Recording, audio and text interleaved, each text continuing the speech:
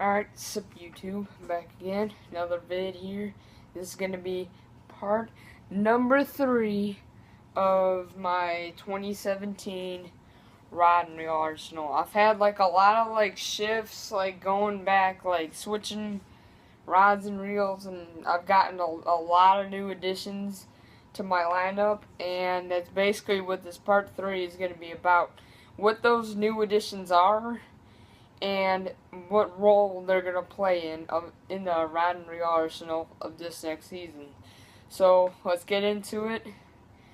And I did pick up a new rod and reel today that I'm going to share with you guys. I'll do a separate video on like a basic review off of that rod and reel after this video, so stay tuned for that. And so starting off with my spinning rods, got my drop shot set up. This is a Brent Chapman Insight rod. You can get these for like $50 if they have them in stock in Walmart. These are definitely some of the best sticks for the money. I mean, I could easily see these rods being like $150, $200. It's like a heck of a buy. And this reel is also an Abu Garcia Cardinal, 6.9 ounces. As you guys can see right there, a pretty sweet little reel. And again, another Walmart buy. I buy a lot of my gear from Walmart, and if you want to save money on your stuff, I recommend going to Walmart. I don't really recommend getting like the low end, like $20 knockoff combos. I don't recommend those because those are you're not really gonna be able to get a whole lot of use out of them. I recommend looking into like the more expensive ones. I know my local Walmart, they have Halo Starlights and stuff like that over there that are also pretty good sticks. But these Brent Chapman Insight rods, these are just dynamite for the money. I absolutely love it. It's a 7'2". It's actually a technique specific drop shot setup. So it's designed by Brent Chapman himself, I'm assuming, because it's a Brent Chapman rod, but 7'2" drop shot. It's a medium fast action. Lure weight, an eighth of an ounce, 3/4 of an ounce. That's pretty typical. So that's basically the first setup, is my drop shot setup. Next, we got a new addition, and that is the new float and fly setup. Float and fly is another one of those techniques that's been like under the radar, and I actually picked this stick up yesterday at my local Bass Pro. It's a Bass Pro Microlight. It's one of the specific ones that they make for float and fly fishing. It's an 8-foot medium light. It's actually really flimsy. Like, it's real flexible. You guys can kind of see right there. It's got a lot of tip. I mean, I could probably just swing this thing back and forth and tip with like whip, like a fly rod almost. It's definitely something that it felt weird to me when I first started using it, but then kind of just clicked that it's popping these little flies and stuff to lethargic winter largemouth. It's basically what I'm going to be using this for, foam fly fishing, obviously, because 8-foot medium light. Lure weight, a 1/16 ounce, 3/8 of an ounce. It's got 10 guides on it. Pretty sweet little rod, especially for $59.99. Again, this is my foam fly setup. I just got like a basic little spinning reel on there. Nothing really too special. So that's the second one, my foam fly setup. Next, you got basically my shaky head / to Ned rig setup. This is a Bass Pro Generic Special. You guys probably seen this before. This is a 7-foot medium spinning rod. I just got a Shakespeare reel on it. I don't really care about spinning reels that much. I don't really think it matters. I think that the Cardinals are going to cast just as far as the Revo Premiers because it's a spinning reel. But with the Premier, basically the difference is you're going to get better drag, you're going to get more bearings, it's going to be smoother, and it might last a bit longer. I'm not really saying that the Cardinal's junk. I really, really love my Cardinal, but I'm just saying that for spinning reels in general. So this is my shaky head / Ned rig setup. 7-foot medium turning special. 10-pound. By the way, I got 10-pound fire line in all of these, in case any of you guys are wondering. Next, we got my cranking setup. This is my deep crank. This is my big, like 20 feet divers. I'll throw on this. I'll throw 10XDs on here. Basically, just anything that dives like super deep. Right now, I got an Arashi square ball because I've recently just casting some laydowns on the bank and stuff like that. So got a 5-4-1 Revo winch. It's 12-pound model. Again, this is that OmniFlex I normally use. So it's basically my crank setup. 7'4", medium heavy, Quantum Team KVD rod. Pretty good cranking rod for the money. 10-20-pound line. Little weight, 1/4 ounce to 1.5 ounce. So this guy's probably gonna be like, why are you throwing 10XD on a 1.5 ounce rated rod? Well, the thing is, it's not really a requirement, it's a recommendation by the rod manufacturer. I think I told you this in one of my other videos, but it's basically like a recommendation. They're basically suggesting it. That's basically what it is. It's got 9 ball bearings. And that's pretty much that setup. That's my fourth setup. That's the cranking stick. Next, we got my second cranking stick. This is basically like my chatterbait / spinnerbait / small spoons / square bills. I'll throw lipless cranks. Basically, just throwing like everything like in shallow grass and stuff like that. Throw it on this. It's a 13 fishing Inception 6/6-1 gear. And I got it paired up on a 7-foot medium heavy Powell diesel cranking stick. So that's it. Again, 12-pound model. I have 12-pound model in like basically all my reels. So that's that. Next, we got my heavy duty setups here. I got 2 of them. And Shimano Corrado / Cabela's Pro Guide 7-foot heavy action. I mean heavy power, not action. I think it says on here. No, it doesn't really say the power action or anything like that. It just says lure weight and line weight. But it's basically 7-2-1 Corrado. I use this thing for swim baits. I'll use it for big jigs sometimes, like heavy football jigs. But I mainly use my luge for that since it's like longer. I can go longer cast. Swim baits, frogs, big spoons. I got like a 1 ounce spoon on there right now. I run 65-pound Power Pro on this, just cause you're gonna need that. I don't like to take any chances. 50-pound braid. It's strong, but I don't take any risks. I go with 65. That's what I trust. Power Pro is cheap. It's affordable. And it's durable, and it lasts long. I can probably keep this thing on for half a year and still be fine. Granted, the color would probably be faded by then, but again, I can just take a Sharpie and just fill that in. So, 7-2-1 Shimano Corrado and a 7-foot heavy action. I mean heavy power. Why do I keep saying action? Cabela's Pro Guide. That's the first heavy duty setup.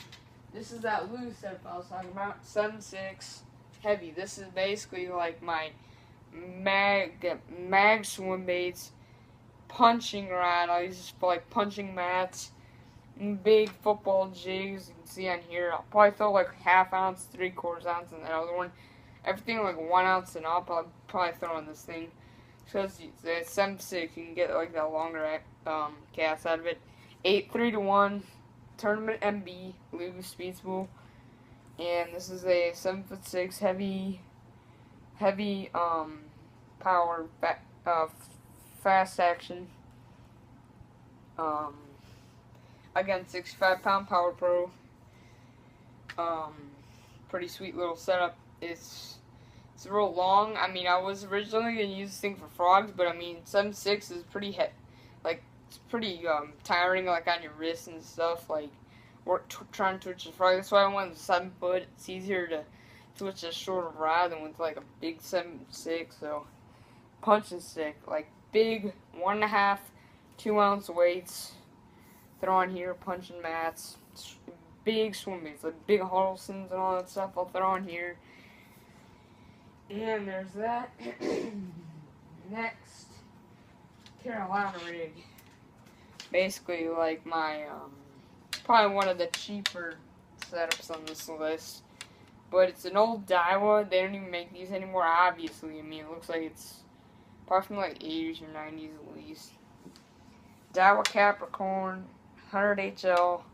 Not really sure what gear ratio this is.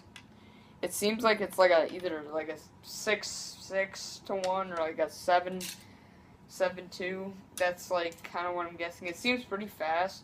I got a 7 foot medium heavy Daiwa Jupiter on here. Another Walmart rod.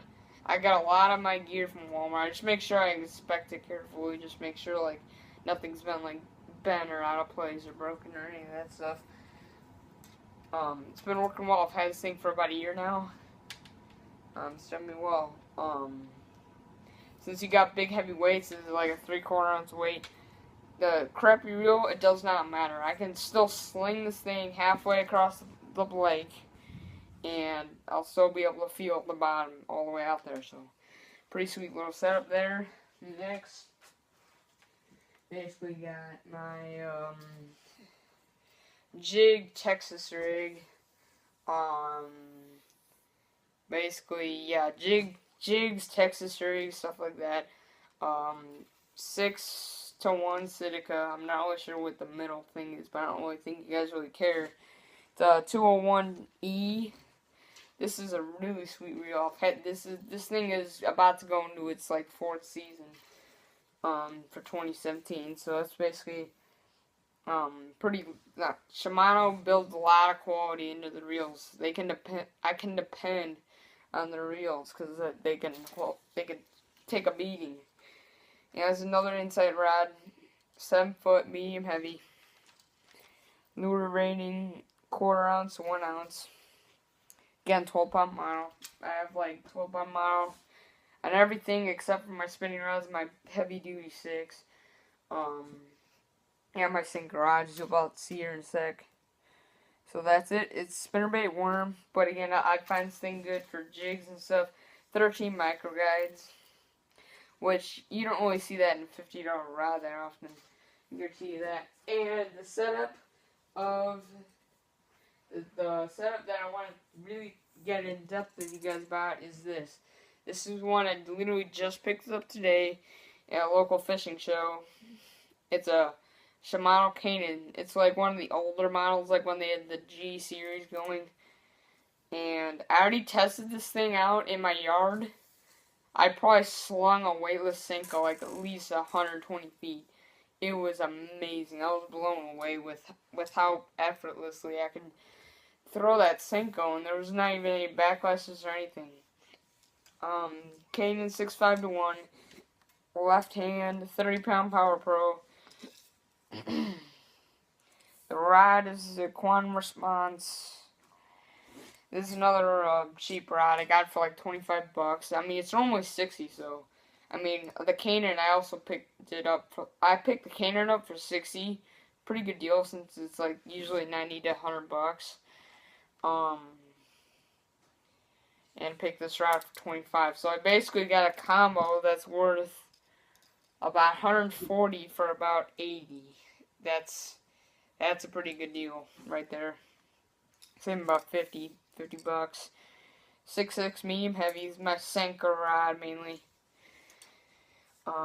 Again, I'll get in depth with you guys later about this. After this, got 10 pretty small little gags there, which I really like. It's really, really light. I mean, it is a 6.6, but it's definitely a lot lighter than a lot of my other 6.6. I mean, even with like a big Kanan on there, I mean, it still is like a really, really light setup. I can fish this thing all day and not have any fatigue. Next we got my last two, basically like my twitching setups. We got Shimano Chronarch 7.6 to 1 with a Team KVD rod, 6.6 medium heavy. You guys probably already seen both of these things too. You probably know the story behind it, the fact that I got it for 25 bucks Walmart, 75% off. Clearance, and this is my top water stick. I'll use this thing solely for top water, and the reason why I chose this KVD rod specifically is because I found that these KVD rods tend to have a lot softer. No, not softer. They tend to. It's kind of hard to explain, but it seems like it's got like a little bit like. Can't really explain it, but it's like a little bit harder tip. Like, it seems like it wouldn't really, bend as much, like, when twitch, compared to the Jupiter that I got, and this thing's hooked on my shirt here. But yeah, it's basically, like, why I chose this thing for toppers, because, like, to throw, like, big, like, 4 or 5 inch spokes, I mean, you're basically gonna need something with, you're not really gonna want, like, a flimsy rod. You want a rod that's kind of flimsy, but not too flimsy. Basically just so that bass can get it and you don't rip it out of his mouth. But this thing is going to be a great topwater rod, especially with that high gear ratio. Allows me to pick up a lot of line after they blow up on that bait. And finally, last but not least, we got my jerk bait setup. This is my Daiwa Jupiter and 631 Quantum Energy. Again, this is like this tip definitely seems like really soft here. I'll reel this thing up some more. As you can see, that tip bends. I mean, pretty easily right there. I mean, that's just from reeling, like a quarter hand turn. 12 pound mono. Like I said, I got them on pretty much all my rods. I got a BPS jerkbait on here. BPS, their jerkbaits aren't really that bad. Yeah, basically, I just wanted that real softer tip, just for twitching that jerkbait and stuff like that. I feel like topwaters, you want like a little bit sturdier rod, mainly because, like I said, those big 4 and 5 inch spooks. But besides that, that's pretty much it. Be sure to stay tuned, like, share, comment, and subscribe. Thank you.